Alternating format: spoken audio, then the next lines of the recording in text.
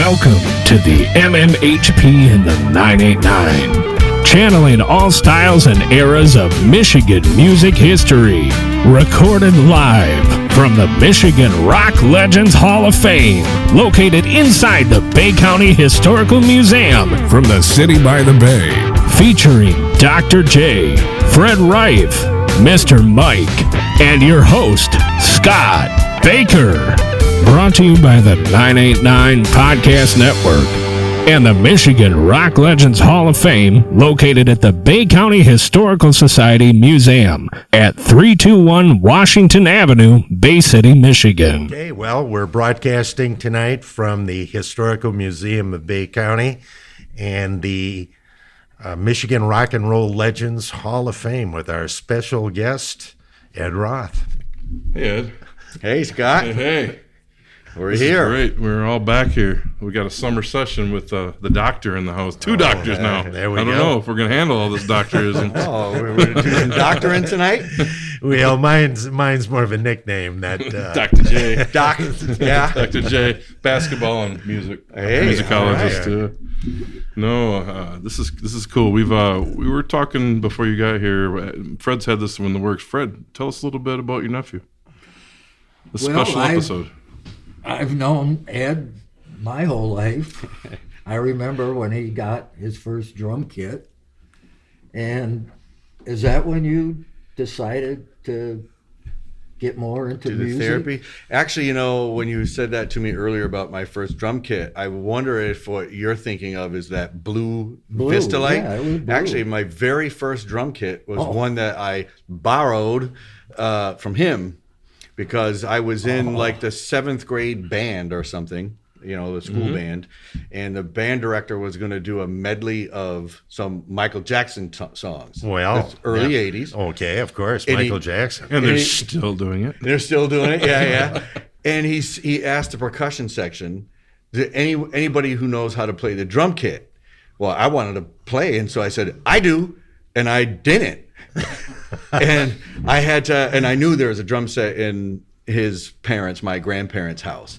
And so I went over there and had to learn how to play the drum set really fast. And I think you even you either loaned it to me or I just went over to the house and practiced for a while, enough to get some coordination. So that was in some ways my very first drum In kit. 7th grade? 7th or 8th grade. It was middle school. Wonderful. Okay. So this is in Saginaw?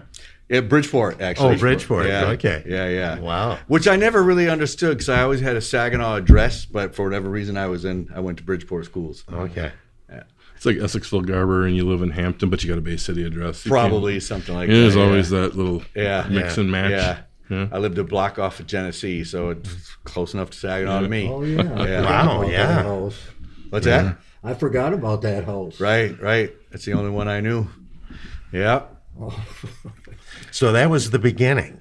Did you end up playing in a band in junior high or high school once you started banging on the drums? Do you know something? I got in so much trouble with the drums, some of which is probably podcastable and some of it may not be. But I never played in like a rock band or that kind of thing. There were some startups, in the garage that we were also oriented as percussionists and that whole scene, orchestras, bands, that kind of stuff. Sometimes people would ask, hey, we need a band for such and such event. So we would just put something together. And so there was never any kind of steady group that we had steady gigs, but we played all sorts of, high school graduation parties. And Okay. in fact, I think I dragged a drum set up here the night of my graduation because somebody had a parent had a house up here. And Okay. yeah. So Well, Ed, we're interested in exploring how you got into trouble. yeah, we'll kind of reach Let's this podcast. let's dig the dirt out now. So the small trouble will be things like my mom driving me to marching band rehearsal, I guess it was, and I thought I was behind, and we were going to get grilled. These high school marching band directors can be a little tough, and so I was practicing on the dashboard of the car. Well, that was a bad idea because the dashboard was made out of some kind of fragile something or other. And I wasn't watching, I was only listening. And then by the time I opened my eyes, I had obliterated her dashboard. I mean, just broke it into 100 pieces. And then we got there, I was like, sorry, Mom. And I went to rehearsal. Yeah, I kind of forgot about it, but she reminded me about it. Yeah. Once you get in the car, you kind of... Yeah, it's the constant reminder, right? Yeah. And then other stuff was like not my trouble, but I was close to it. So I moved to New York for a while, and as a music therapist, that was my full-time job, but I was on these sub lists for like Broadway, off-Broadway shows. And so I did Gentlemen Prefer Blondes. It was a tour, like a 2-week tour. And man, those theater folks are not musician people. I just remember eyes wide open on a bus, like, whoa. Look, man, I played the bass drum. I can't get involved. So there was trouble around me that I wasn't always immediately connected to. Okay. Were you living in New York when you sat in with us that time? I think that was in Philadelphia. It was in Philly, and there's a couple things I remember about that. And one, he don't want me to tell the back end of that, but so one, we show up and I had sneakers on, and they wouldn't let me in the club because the early part of the night, it was like a supper club, African American supper club, and so they were all in like, silk suits and shoes, man, really dressed and all the other guys had like black shoes on. Well, I had a pair of sneakers, and they're like, you can't come in. And so I don't know if it was you or Rob, one of the guys in the band, like, well, he has to come in. He's a drummer. And they would not let me in. So I took my shoes off, and I had just black socks. And so one of the things I remember about it, when that ended, it was maybe around midnight, then a whole new crowd came in. And it was like all these kids, like college students and like white 20-something-year-old kids. And I think the invitation was to play the first song of the second set. Something like that. And I was, youngish, 23, 24, and I was trying to be Mr. Big Shot, and I was playing all this offbeat. And this is not what they wanted or needed. And Lazy Lester was yelling at me saying something, and I couldn't understand him. He just kept saying, "What?" And he yelled like, "Come on!" And I turned to the guitar. I'm like, "What's he saying?" And the guitarist said, like, "He wants you to hit the one."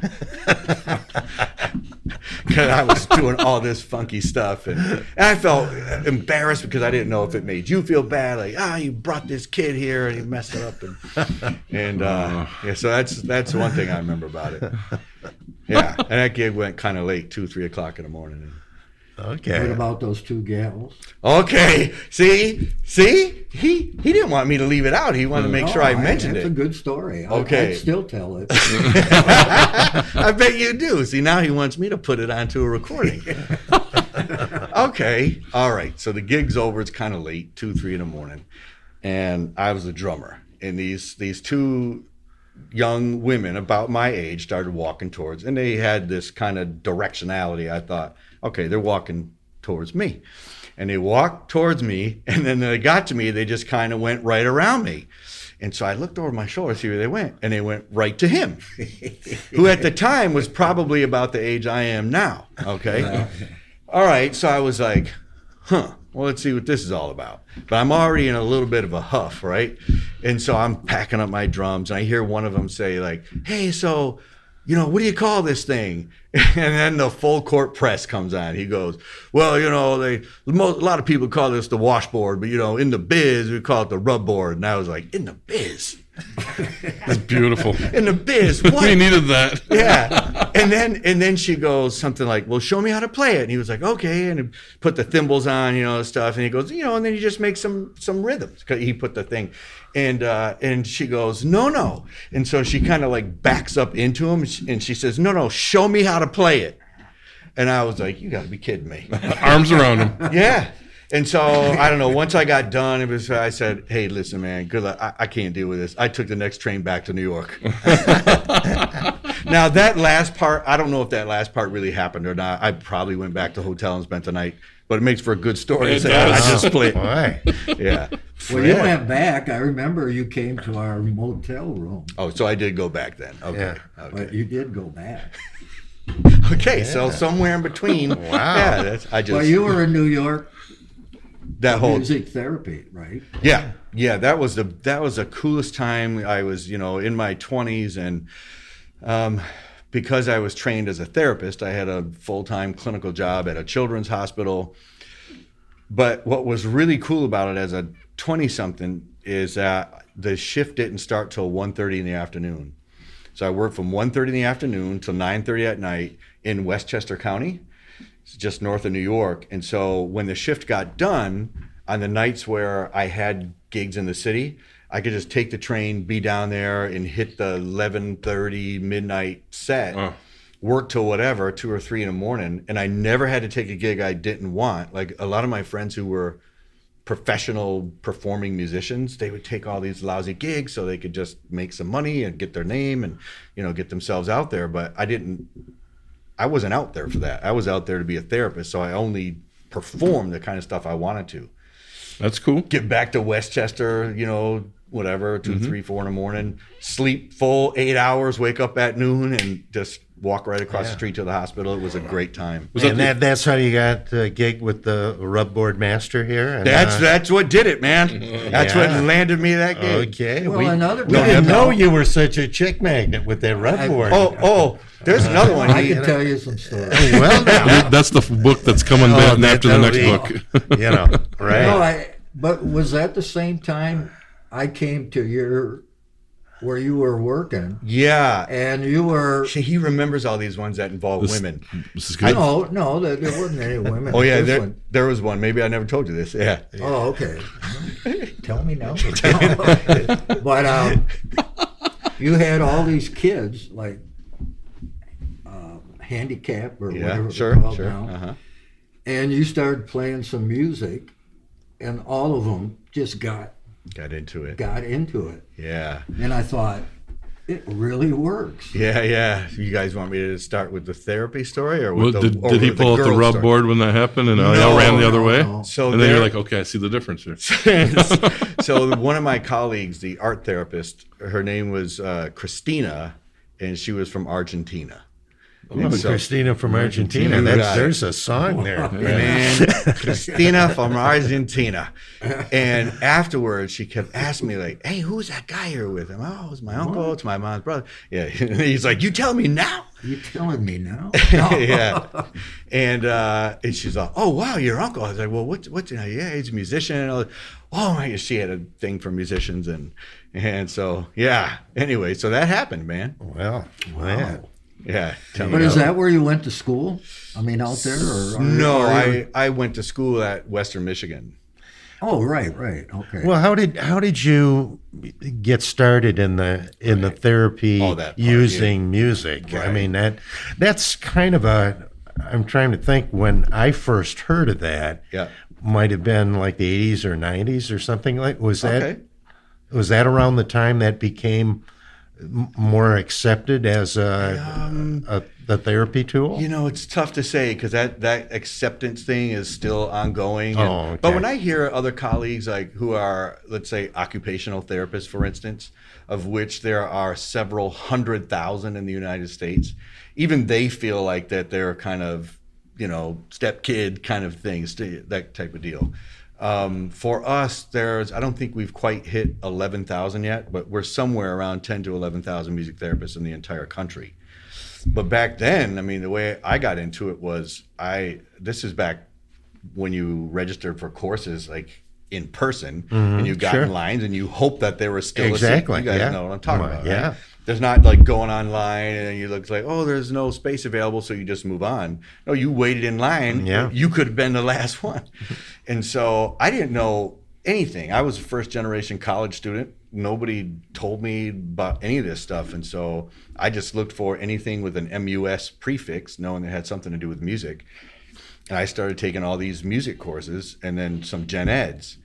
And I did that for 2 years. And finally, the advisor in the School of Music took me and a buddy of mine who went on to become a professional jazz drummer aside and said, hey, boys, you need to declare a major. And we were like, haven't we? We've been taking music classes for 2 years. We're music majors. And she was like, yeah, there's no such thing. Like, there's music education, jazz studies, music performance, music therapy, music theory. And I was like, what? Music what? And she said, music therapy. And so I started asking questions. And all I really wanted to do, kind of coming out of that neighborhood in Saginaw, was to help in some way. Yeah. My first declared major was actually criminal justice. Okay. Because I had a bunch of friends who, like, one day you just didn't see them, and after 4 or 5 days you start asking around, like, hey man, what happened to Derek? I don't know, he went away. And he would stay away. And so there was a lot of that kind of stuff that would happen. And so I was like, this was the time of like Miami Vice. I'm going to be a big, vice cop kind of thing. And I took one criminal justice course, and realized I discovered I had an aversion to getting shot at. Yeah. And the only thing I knew was music. And so fast forward a couple of years, and I heard this word, music therapy. And I started taking the classes, and I thought, man, this is voodoo. Was Western Michigan kind of a leader, because there couldn't have been that many schools that probably offered that at that time. This would have been, so I started in 1988. Okay. So I would have become a therapy major in 1990. 2 years later. Okay. Yeah, because my son went to Western Michigan, and I think that's where I first heard it, because he had a friend, Holly Jacobs, who had mentioned something about music therapy. I don't think she went into it. Okay. Maybe she took a class or something like that. This would have been, oh boy, what I'm trying to think. They would have been 91, because I would have been their first year of college, 91 or 92. Yeah, okay. Because they graduated in 90, I was 91. Well, we would have crossed paths for sure. Yeah, because they were in music theater. Oh, my son and Holly. Maybe not. That's a different building. Right. They would have taken maybe some like music theory classes. This is middle C on a piano and the C, that kind of stuff. So we might have been in the building at the same time. Yeah, I am sure you probably were. Wow. Or at least in the vicinity, if not in the same building. But you know what it did it actually, Gary? So I started taking these classes. I thought this is not for me, man. This is really soft, kind of stuff. But then I took a research class, and I started to see the evidence. And I'm like, we might be onto something here. And I made it all the way to your first practicum, like when you first start working with patients. Mm-hmm. And the first couple of weeks, I'm like, this is it. This is what I'm doing. And you start seeing people respond to music in ways that are musical but have some non-music purpose. Yeah, I guess what did the research show? I mean, how does music work? Like it becomes such a tool that it works within the brain. Yeah, at the time, none of that brain research existed. It was just sort of you expose people to some kind of music, and then you observe their non-musical behavior and what's ever relevant for them. So if it's, let's say it was somebody who had anxiety, the research back when I was in school would have been measuring stuff like sweat on your fingertips, which is a measurement of anxiety, and they use different things now. But they say, wow, look at this. When people listen to their preferred music, it, regardless of tempo and key and all that stuff, if they like it, those physiologic measures of anxiety and stress actually decrease. Okay. Now it's much more sophisticated. Some of the research that I have done in the last couple of years, like I've gone in and done like taken blood from people and then have them, let's say like the one I did with some singers. So I drew blood and then had them sing a song from a page, pre-written kind of deal, but they were sight reading it. Draw some more blood so then I can compare what was going on with them in their neurochemistry before and after they made music. Wow. And in that neurochemistry were things like pleasure responses, anxiety, things like cortisol. But what I was really interested in was the social part. And so maybe you heard of this, the hug hormone or the love drug, this thing called oxytocin. And it is really amped up when people feel bonded and connected, and you see it at like concerts. Mm-hmm. You see it when people are moving in synchrony with each other, and when it occurs naturally is when mothers deliver babies, and they just produce all this oxytocin that bonds them to the infant. And the father also, if the father's present, also has this rush of oxytocin. Well, for some bizarre reason, Mother Nature has set us up so that when we make music together, we get flooded with oxytocin, especially if it's music that everybody likes, and from a timing standpoint, like it's really tight.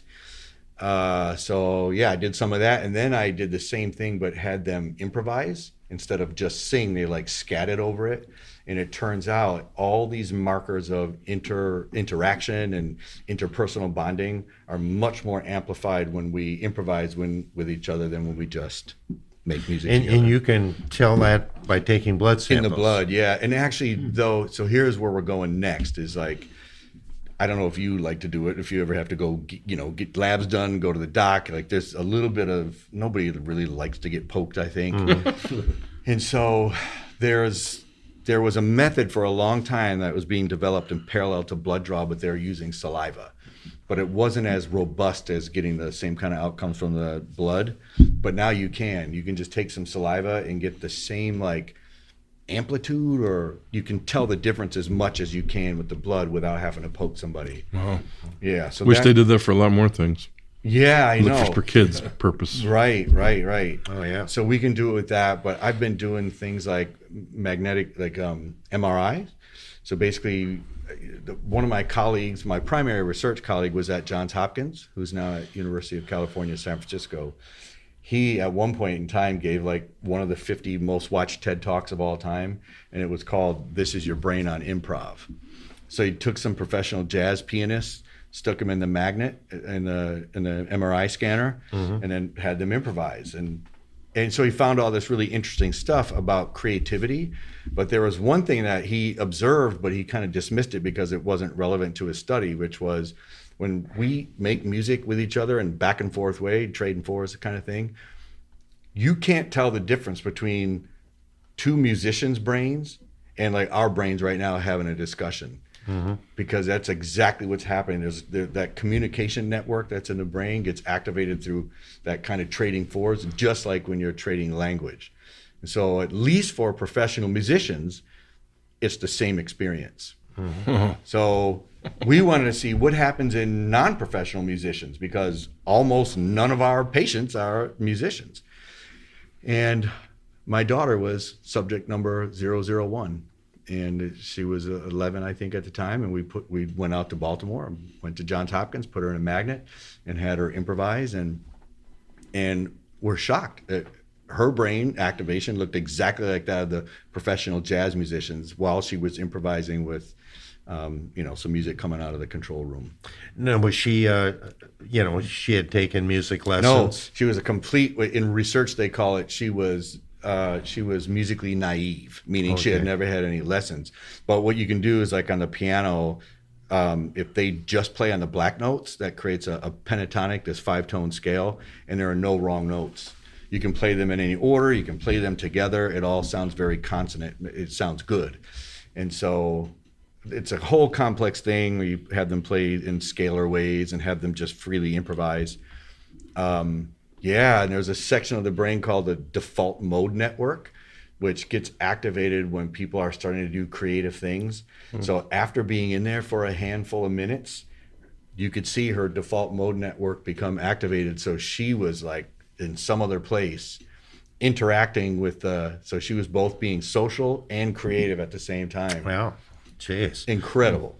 So there's some hope for the four of us music junkies. Come on now. Who've been listening, to music all If these there's years. hope for you, then there's hope for me. So One thing that struck me of everything you just said here, were you one of the forerunners of the deeper therapy?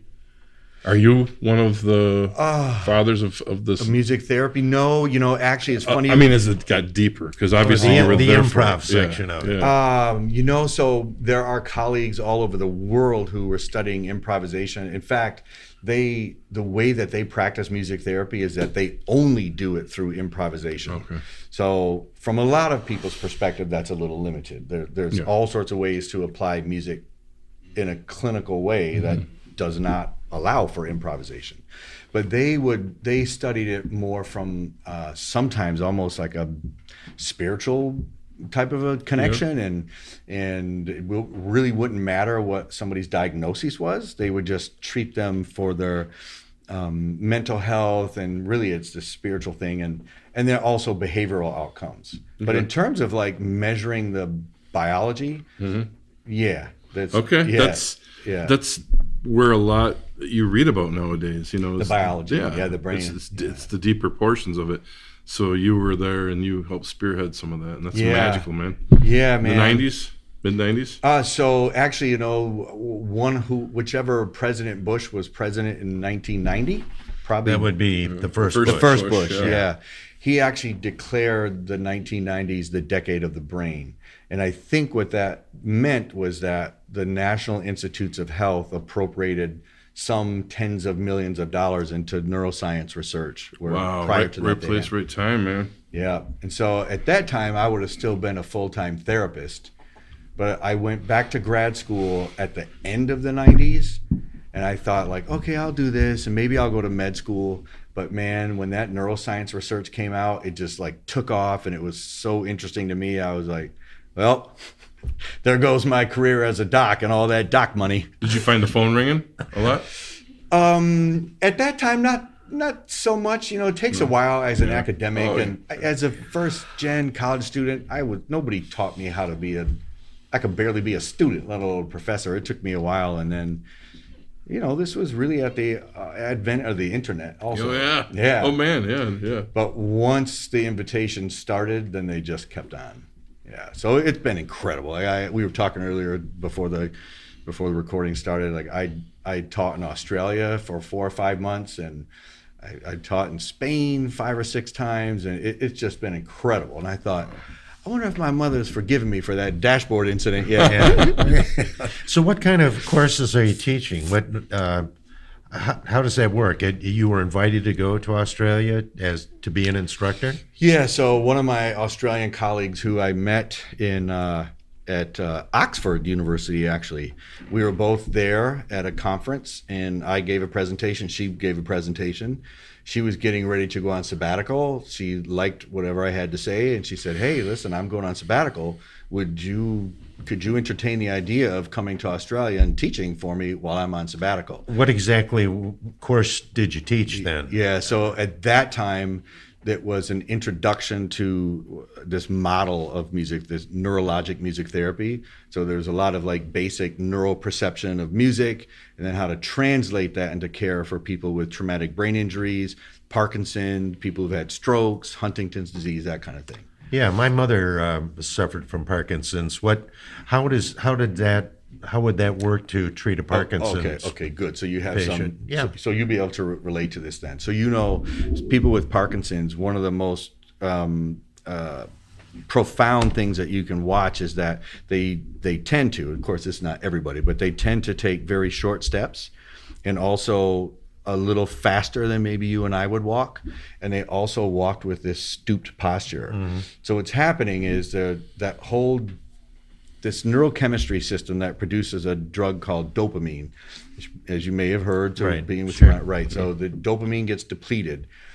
And one of the roles dopamine plays is to give us a sense of physical balance. It facilitates our motor behavior, in addition to all this other stuff that we hear about now, pleasure. Well, the short of it is, Gary, is that when we hear rhythmic music, what happens, sound comes in through our ear, goes through the auditory nerve, and down our spinal cord, out to the musculature, before it actually goes up to the brain for processing. So if you ever find yourself like you're tapping your foot or you're tapping your hand, and then you realize like, oh, I wonder how long I've been doing that. it happens like whatever word you like best. It's unconscious, or it's subconscious, or precognitive, all this stuff. All it means is basically is that sound excites those neurons in the spinal cord faster than it does up in the brain. And it has to, because it's evolutionary kind of thing. Our ancestors heard like in the woods or the jungle, they couldn't take the time to turn and look down and say, oh, that's a snake. Oh, that's a poisonous snake. I should move away. you need to hear and move.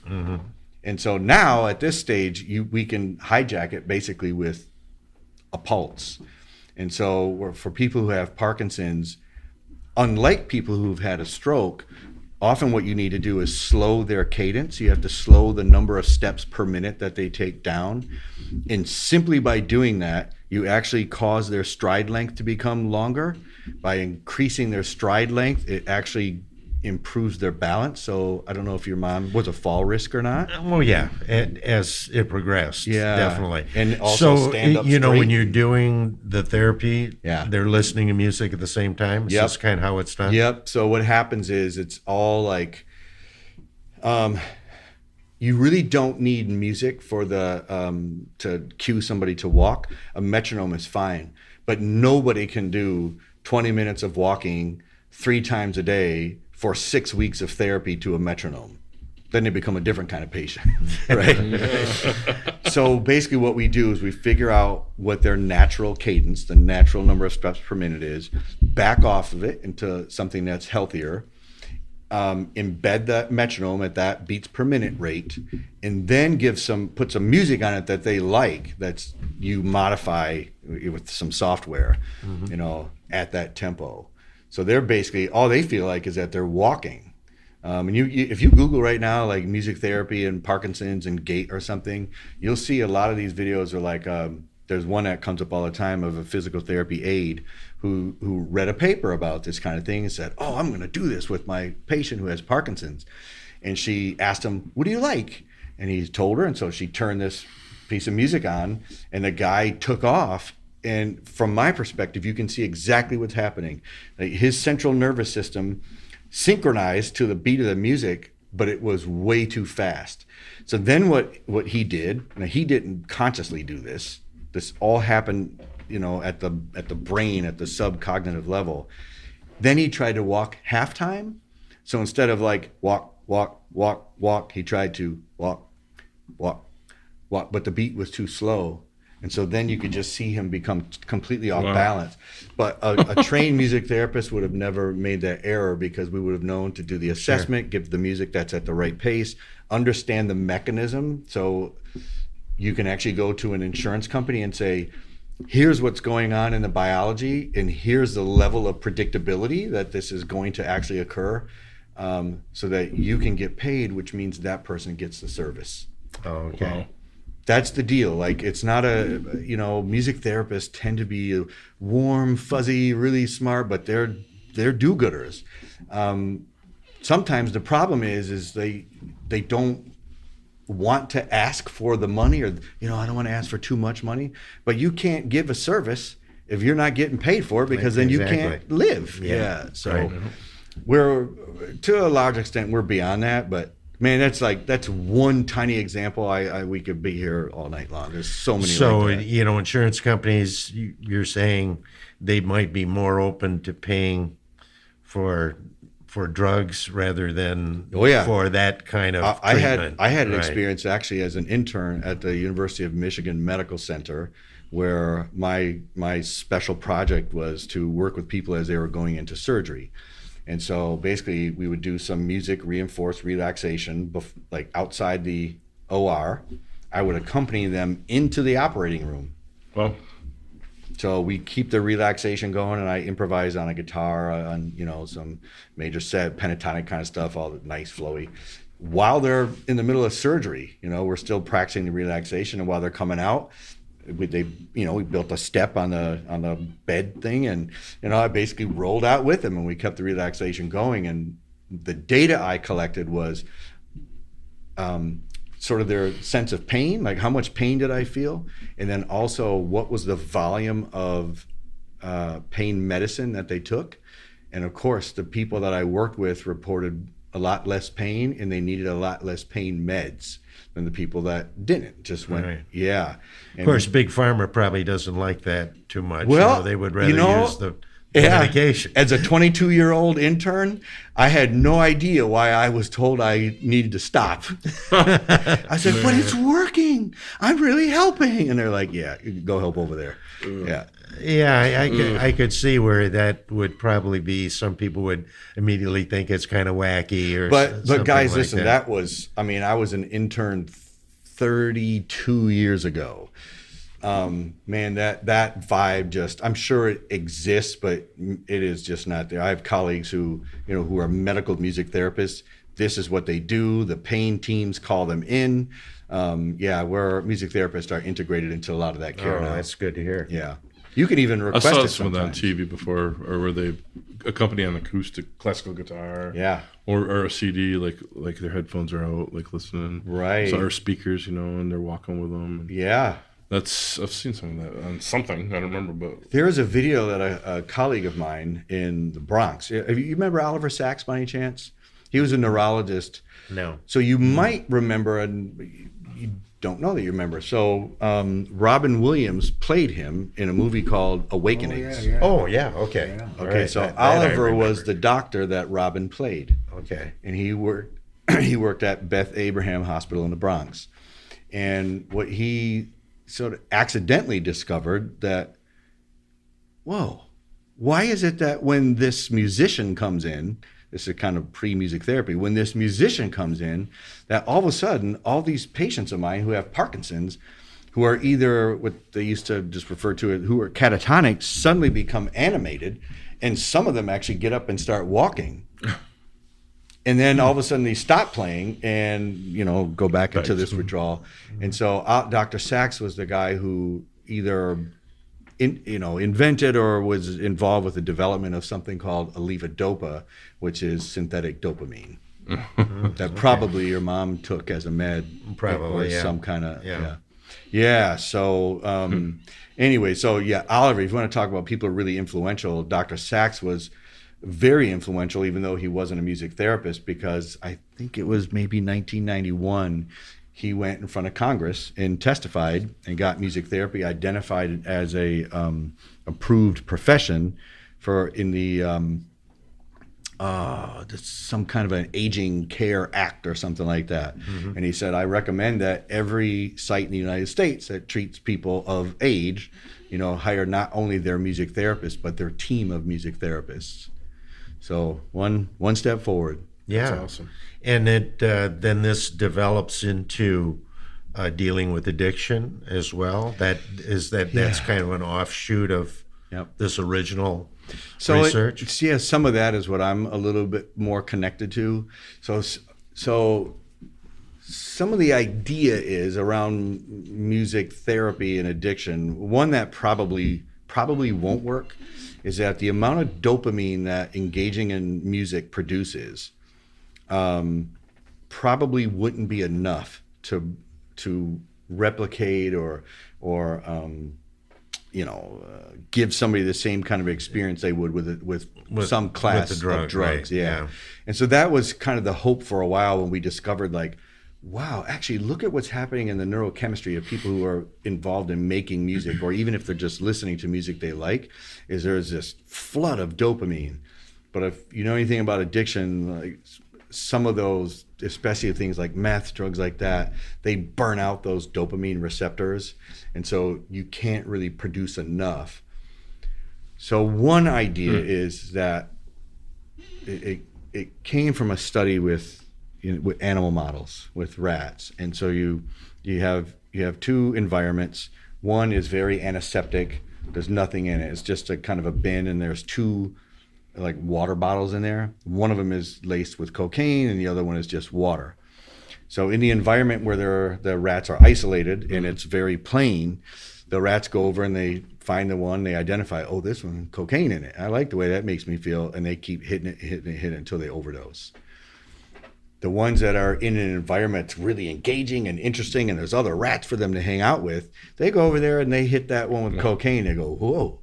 And then they're like, yeah, it's not for me. They go back to the one with water and they don't become addicted. About 10% of them do, just like in the human population. Okay. Wow. So the idea is if you put somebody in a stimulating environment with rich social interactions, and that's really where my research is right now, and with music therapy with people with all sorts of mental health, and particularly with addiction, is the interactivity, the interaction part of making music together.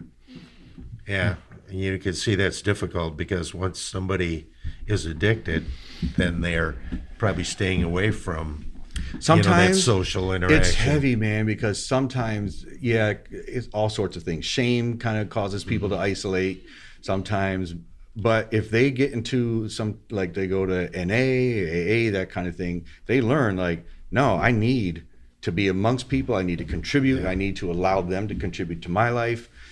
So it just depends where you are on that spectrum.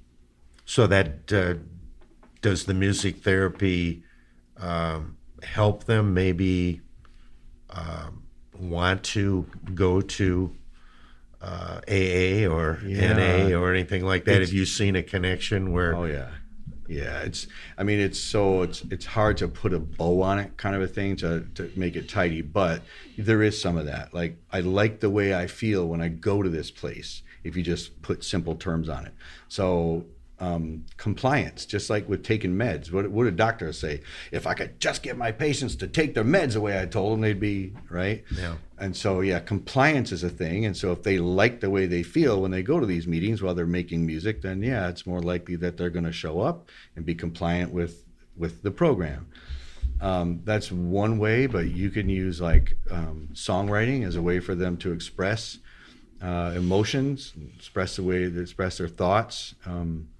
Well, how about people that aren't musically inclined? I mean, if somebody is not a musician, you still would encourage them to try to write a song, or? Oh yeah. I mean, I don't know what it is. 99% of the people I worked with were not musicians. I've hardly ever worked with somebody who, I mean, we're all musicians, believe it or not. Like, just by the nature of being human, there is musicianship in us. There's something like, I don't know if you ever heard this word, amusia. You ever hear that? No. So if you're in if you have amusia, it means one of a couple things. One, either you can hear a pulse but not hear it as a pulse the way you and I would feel it. Mm-hmm. You could hear changes in dynamics and go, that's weird, it's getting louder, or it's getting quieter, but not feel what we feel from dynamic changes. And so they don't hear music as music, they just hear it as sound. Oh, okay. And it's only like 1.5% of a population has that. So almost all of us are musicians in one way or another. Yeah, I've never thought of that. Yeah. So we all have a pulse, we all have a beat in us. I can see that. Like, if I start doing this, I don't know, maybe I shouldn't bang on the table. If I start doing this, you all will start filling in beats. Yep. Or whatever it is that's going on in your head. They would just hear and they could see like, well, I can tell he's clapping steadily or something, but they would not feel that there's a groove, that there's a pulse. Yeah. Wow. It's a weird thing. There's not that many people who have it. Again, it's a really small percentage. And even then, sometimes it's mistaken as it's an attention issue. They're just not really paying attention. Okay. Wow. Anyways, the point is that almost none of the people we actually work with are musicians. Okay. Trained anyways. And the music therapy also helps family members that might be living with an addict? Yeah, and outside of addiction too. Like, I worked in pediatrics for a long, long time, and you ever want to feel unsteady, have a kid who has some serious health issue, and then the kid picks up on the fear of the parents or the anxiety of the parents, and the kid becomes fearful and the kid becomes anxious, and it becomes this really big cycle. So sometimes it's like you engage the parents with a child, for instance, for anxiety purposes. Mm-hmm. And you get that cycle started by actually calming the parents down first, and they see the kids having a good time and laughing, where everything else is like, I'm afraid of all these people in white coats, and they're going to come poke me, and here's somebody in a healthcare environment who's taking care of me and giving me choices, like I can pick this instrument or that instrument or play this song or that song, and everybody starts feeling better. So there's that. Okay. I have colleagues who work in hospice who help family members process either the imminent or recent passing of a family member.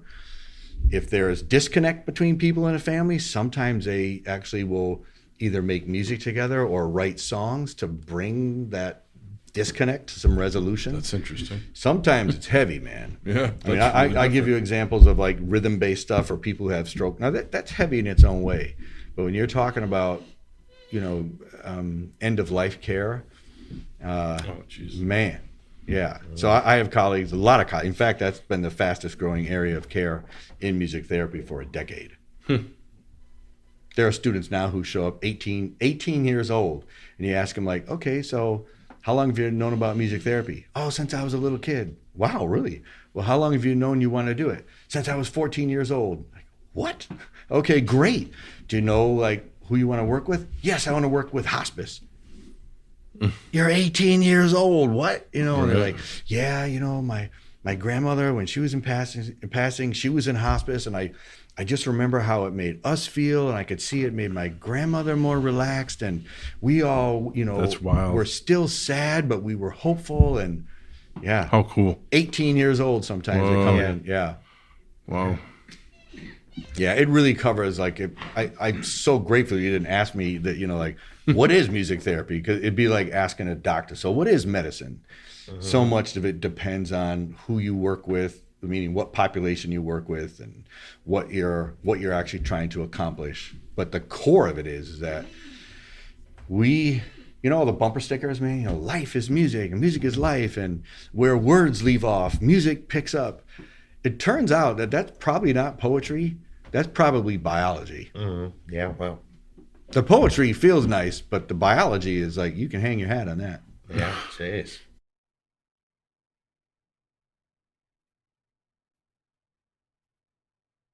And that's the end of episode 1 with Dr. Ed Roth here in the MMHP in the 989.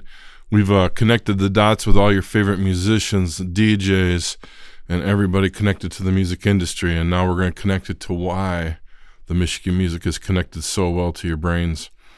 We all have enjoyed this episode so much. There's so much thorough identification and information from Ed that we are just grateful to hear this. And luckily, Sir Fred was well connected to Ed to give us this chance at the interview. And it's our hope that you'll come back for part 2 here to hear the rest of the story with Ed Roth.